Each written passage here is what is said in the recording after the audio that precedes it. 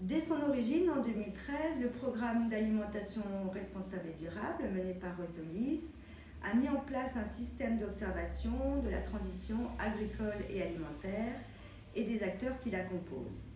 Cette transition se traduit par deux évolutions majeures, l'ancrage et la relance d'une économie alimentaire territoriale et la poursuite de performances ou externalités culturelles, sociales, environnementales ou pédagogiques positives. L'outil central de notre action d'observation et de capitalisation est l'Observatoire Resolis. En effet, avec la collaboration d'étudiants en master, nous avons à ce jour recensé plus de 400 initiatives d'ARD françaises et nous les avons caractérisées grâce à une grille typologique selon leur localisation, leur type d'action, leur type d'acteur et leur type d'externalité.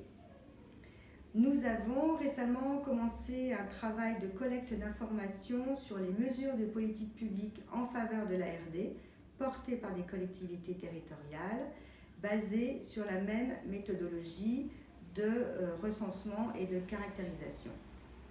Enfin, le troisième objet de l'Observatoire concerne les dynamiques de transition des territoires qui correspondent pour nous à l'interaction entre les initiatives d'ARD et les mesures de politique publique. Alors, à partir de l'examen du label PAT proposé par le ministère de l'Agriculture et des composantes du PAT qui recoupent notre approche de la transition, nous avons établi une grille de caractérisation qui est fondée sur les caractéristiques du territoire, des initiatives des acteurs de la transition et des mesures de politique publique. Alors, comment est-ce que nous envisageons la participation des Resolis aux travaux d'observation des PAT?